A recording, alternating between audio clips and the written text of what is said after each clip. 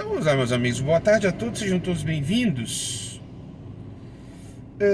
Aconteceu um episódio aí, há uns 2 ou 3 dias atrás, na Globo News, né, com a Eliane Cantanhede, que ela simplesmente mata essa tese de que a mídia está toda orquestrada aí já com esse novo governo que está aos poucos se formando, né, a Frente Ampla, e que eles vão passar pano para tudo, né? Que eles vão criar um mínimo de animosidade, hostilidade, que é algo que essa que é a tese real, né?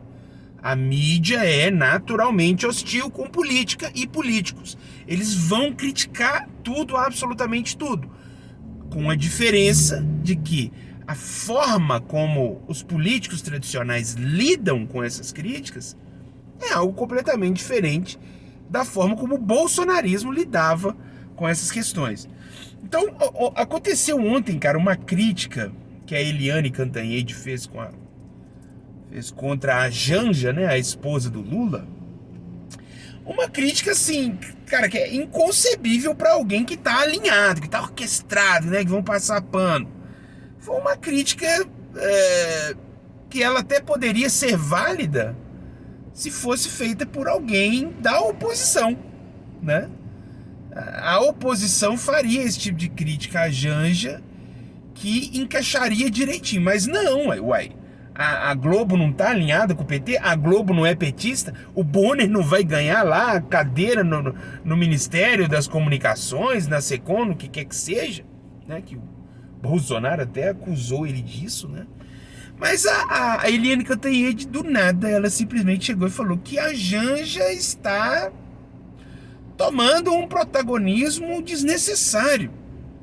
Não apenas na transição, como também numa espécie de primeiro-danismo excessivo, né? Ela está praticamente participando das reuniões, né? Entrando ali na curriola, né? Só que o que parece que a Eliane Cantanhede não entendeu é o seguinte, é que assim, Marcela Temer é bela, recatada e do lar. Aí ok, se uma mulher daquela ali começasse a dar pitaco demais no evento, no governo Temer, né, naquela ocasião. Agora, a Janja é uma socióloga, velho. A Janja é uma intelectual, e ela pode ser muito bem entendida como uma espécie de intelectual orgânica ali, dentro desse governo, dessa frente ampla, né? Que sim, é o governo Lula, mas a gente sabe muito bem que o Lula 3 não tem nada a ver, absolutamente nada a ver com o Lula 1 e o Lula 2, né? E aí, cara, eu lembro que ela chegou a até falar que... fez um comentário quase que machista, né? Veja bem, a Eliane Cantanhede, que foi vítima de machismo do Ciro, chegou e falando que talvez ela poderia dar uma espécie de pitaco, né, nesse tipo de governo, que fosse lá na intimidade do casal, ali conversando com o Lula de uma forma extraoficial, aliás, de uma forma não oficial mesmo, né? Conversando ali no lar, né, na cama ali, antes deles até começarem qualquer tipo de carícia amorosa ali, né?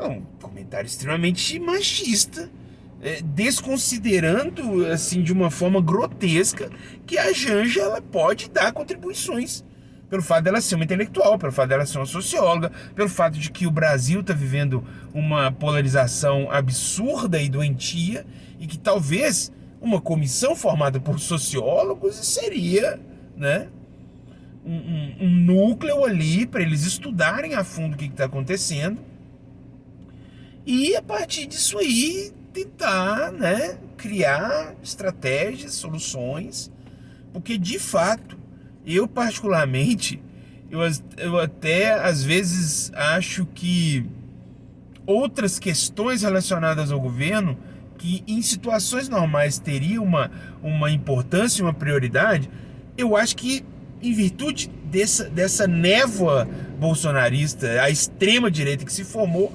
eu acho que isso tem que assumir uma prioridade no governo. Eu acho que deveria existir sim uma espécie de comissão ou até mesmo uma coisa ali, uma secretaria adjunta ao Ministério dos Direitos Humanos, só para deliberar, buscar formas de resolver essa polarização, de tentar também, da mesma forma, fazer uma reintegração da sanidade, né? E aí tem que entrar até gente, né, do meu time, né, psicólogos e tal, uma reintegração da sanidade dessa galera aí que tá em frente aos quartéis e tal, porque eles têm uma repulsa, gente, que ela não é normal ao PT. Eles não são apenas pessoas que se opõem ao governo petista. Não é uma simples oposição. É um hate, sabe, estranho, né? É uma forma de fazer oposição que ela tem outros elementos ali do que apenas a discordância, né? Discordo de gente de esquerda, né, de direita, não sei o que, no debate, né? Ninguém precisa ficar um concordando com o outro, mas a gente precisa ter ali um teto onde falar assim, olha, daqui em diante eu acho que seria maluquice se eu utilizar desses expedientes, né? O que não é o caso. O bolsonarismo partiu para um sectarismo, para um maniqueísmo que a gente nunca tinha visto na política até então, né? Talvez na época lá do integralismo, né? Que foi algo próximo em termos de manipulação mental, né, da sociedade, algo próximo disso aí, mas, ou seja, a gente não estava acostumado. Eu mesmo, desde que eu me entendo por gente, eu nunca tinha visto o debate público ficar tão maculado por essas conspirações, por essas maluquices do Bolsonaro mesmo, né? Então a Eliane Cantanhede, sinceramente, ela foi muito infeliz, mas infeliz de uma forma assim que você vê que essa tese de que tá todo mundo alinhadinho, tipo, né? Ok, vai ter gente lá que vai estar alinhado, porque às vezes, sei lá, né, jornalistas e comentaristas políticos, eles têm o direito a um posicionamento, mas a tese de que existe uma orquestra, né, toda alinhada, ela acaba caindo por terra com episódios semelhantes a esse. E assim, aí tudo bem, aí tem um outro ponto que é o seguinte, que os bolsonaristas falam assim, mas você nunca vai ver a mídia sendo tão hostil com o PT igual foi com o Bolsonaro. E aí isso é outro assunto. Por quê? Porque a gente está falando, né, dessa relação, esse episódio da Cantanhede, da hostilidade natural da mídia. E aí eu acredito, eu nem sei se a Janja já respondeu, ou alguém da equipe de comunicação do Lula, né? Se a resposta foi algo minimamente educado, ou se foi no padrão Bolsonaro, né? Porque o padrão Bolsonaro seria falar do furo dela, né? De uma forma bem ambígua mesmo, bem canalha mesmo, né? Igual ele fez com aquela outra jornalista, ou falar cala a boca, ou falar a vontade que eu tenho de dar na sua cara, porque é assim que essa é a forma de resposta da mídia que o bolsonarismo desenvolveu, né? Essa foi a forma de tratamento. Aí eu pergunto, como vocês imaginam que a coisa não tomaria um rumo muito mais belicoso do que já era naturalmente? Porque, voltando a dizer, a mídia ela é naturalmente hostil com políticos. Eles vão sempre criticar, eles vão sempre bater. Mas aí cabe a esse grupo político criticado responder com a civilidade esperada, uma vez que eles não são, sei lá, o tiozão do boteco. Eles são pessoas eleitas com representatividade, né, sujeitos institucionalizados, né? E aí você não vê isso. Nessa galera aí, né, na classe política mais tradicional do Brasil, você não vai ver esse comportamento tacanho que a gente vê com a galera do Bolsonaro.